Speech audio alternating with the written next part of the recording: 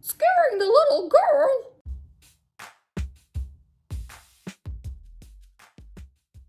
Hello and welcome to Pink Paradox Reads. I'm Lisa, aka Pink Paradox. I read books, I watch horror movies, and I unbox stuff that has to do with books and horror movies.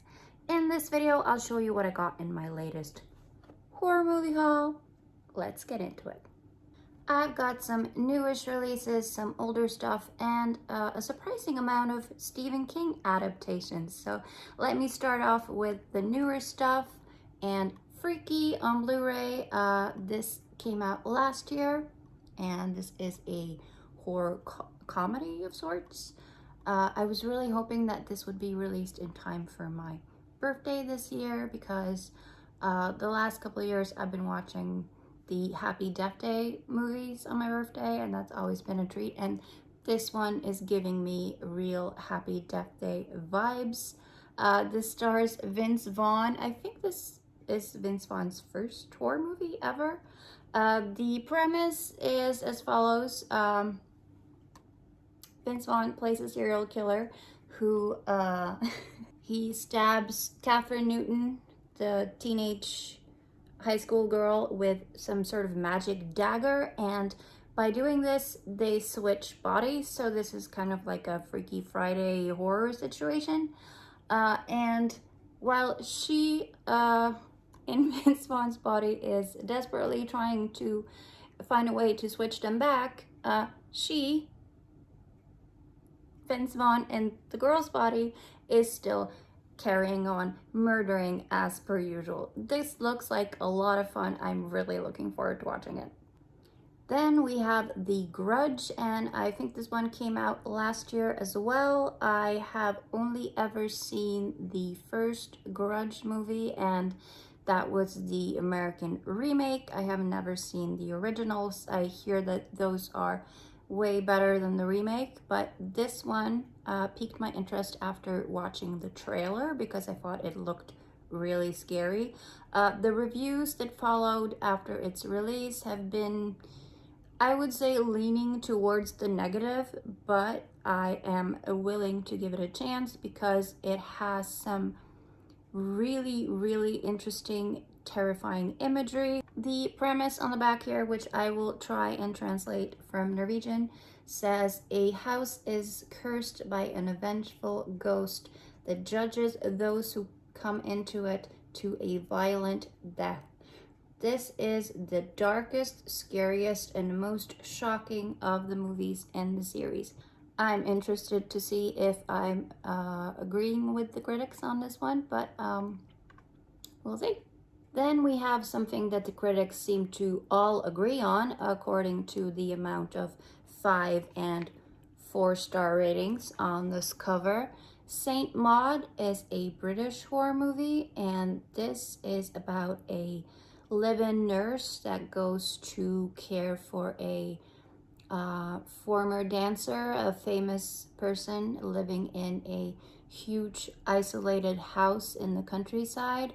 And from what I can tell from the cover, she soon starts to go from nursing to wanting to save this person, the dancer, because she believes that she has higher powers of some kind. Yeah, I picked this one up because it's had pretty much only positive reviews across the board. I don't think I've read one negative review about this movie. That does not necessarily mean that I will love it, but I'm certainly giving it a shot. Loving this cover with a really nice slip cover here. Yeah. Then we have a movie by Brandon Cronenberg, son of David Cronenberg, who you might have heard of. This one has also had fantastic reviews. Bloody Disgusting called it one of this year's absolute must-see movies. And from what I have heard, this is kind of like a sci-fi horror. Using brain implant technology, corporate assassin Tasia Voss takes control of other people's bodies to execute high-profile targets. As she sinks into her latest assignment, Voss becomes trapped inside a mind that threatens to obliterate her. That sounds certainly exciting. It's rated 18 for strong, gory violence and nudity. And the final one of the newish releases, here's Host. Everybody was talking about this movie last year. It was a Shudder exclusive, and because we don't have Shudder here in Norway, get on it, Shudder! I have not been able to see this until now. I think it was released in theaters, but I was skeptical about going to theaters last year, I have to admit.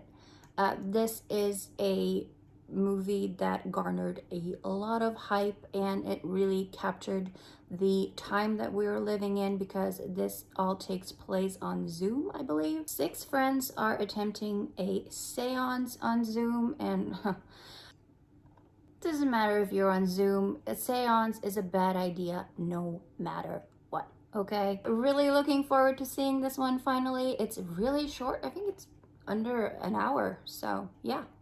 Should just zoom by. Over to the older stuff now, and here is a movie that I can barely believe I've never watched. It's Freddy vs. Jason.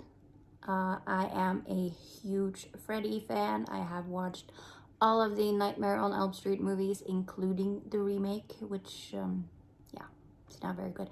Has a really good ending, though. I almost prefer the ending of the remake to the original Nightmare on Elm Street. Sorry about that. But yeah, this is, I think, pretty much a must-see if you are a Freddy or Jason or both fan. It's really strange that I haven't seen this until now. People have called this cash grab, an awful movie, but to me, it just looks like a lot of fun. I am Team Freddy. Here is a movie that I've actually watched previously. So far, none of the movies that I've featured I've watched before, but this one I saw on my iPad on a train once, back when I still had access to Amazon Prime UK. This is The Void, and this is another one of those movies that seem to get mainly negative reviews, and I don't get that at all. I thought this movie was fantastic. It is a cosmic horror that takes place mainly in one location, a hospital that's about to shut down. The effects in this movie are amazing. I think what people didn't like about this movie is that it has a bit of a bummer, ambiguous ending. That did not bother me at all. I just thought it was really scary, really gory, and like I said, the effects are A+. This one is also rated 18 for strong, gory, bloody violence, just what we like. Then I've got a whole bunch of Stephen King adaptations. When I was placing this order, I didn't really think about it, but when I got my movies, I was like, oh, I ordered a lot of Stephen King stuff, didn't I? And this is a box set of 3 CBS miniseries that were released in the 80s and 90s, or just the 90s? I can't remember. This is one that I have seen, but I remember very little about, except for the theme song, which was, of course, Golden Years by David Bowie. This is a very Stephen King-y plot about a janitor in a research facility. There's an explosion in the facility, and he gets caught up in it, and he ends up getting special powers. I think he gets younger. It's a bit like the book Thinner, except this guy gets younger and the other guy got thinner. And of course, straight away, shadowy government figures are on the hunt for this guy. Like I said, I don't remember much about this one, but I am looking forward to watching it again, if only for that fantastic David Bowie theme tune.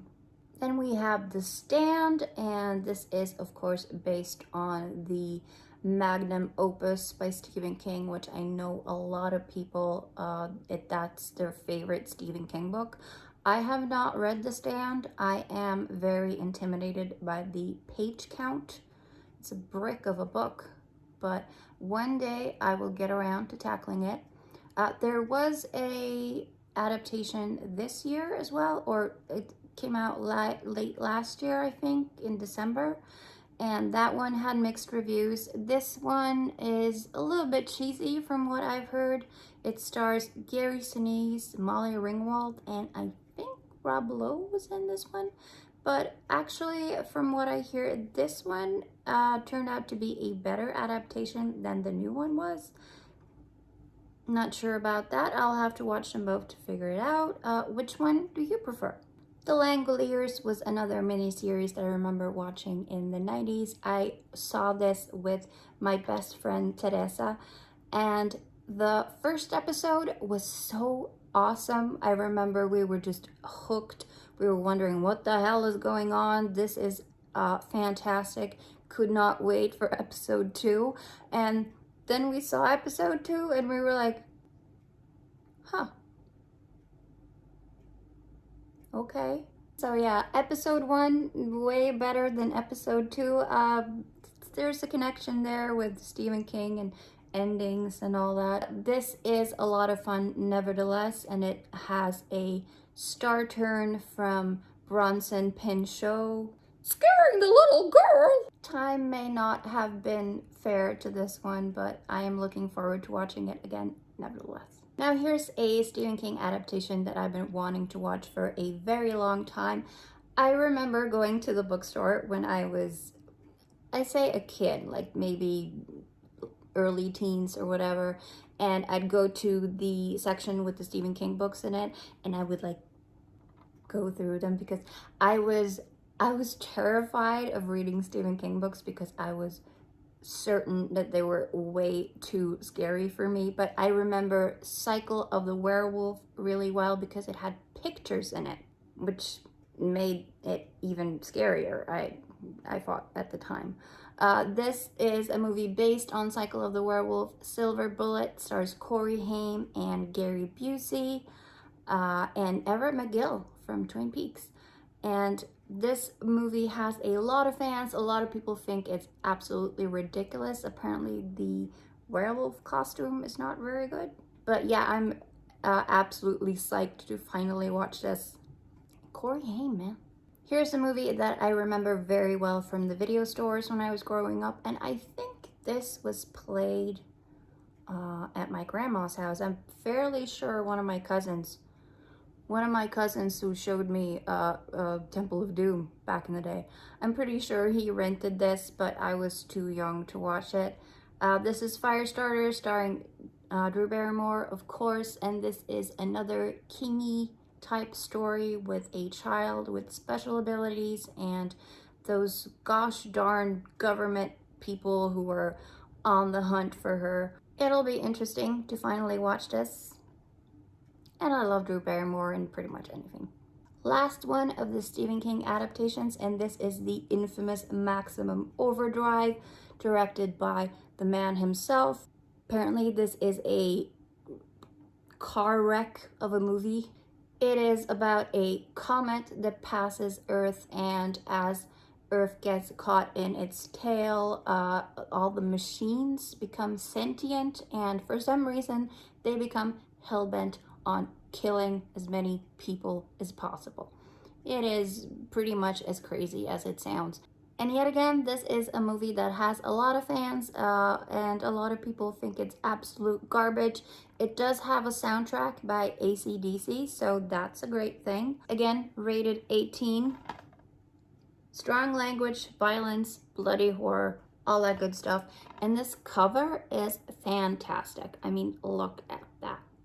I've been saying it for pretty much all the movies that I've featured so far, but looking forward to watching this one.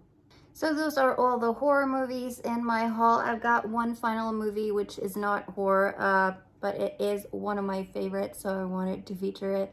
It's Whitney and I, the cult British movie from 1985. This fantastic movie is about two down-and-out actors in Camden Town, London in the 60s. They are at their wits' end about what to do with themselves, so they go on holiday to the countryside which is a great idea, right? No, it isn't. To quote Richard E. Grant, the fantastic Richard E. Grant in this movie, "We've gone on holiday by mistake." If you have never seen Whitney and I, and you are a fan of British humor and you don't mind movies being a little bit weird and more than a little bit over the top, I highly recommend you check it out. So those were all the movies in my horror movie haul. Lots of great stuff there. As usual, I would love to hear in the comments if you have watched any of these movies. Also, if you are Team Freddy or Team Jason. That's it for this video. If you enjoy horror movie hauls like this one, bookish videos, and unboxings, please stick around and subscribe for more. Thank you so much for watching, and I hope to see you again next time.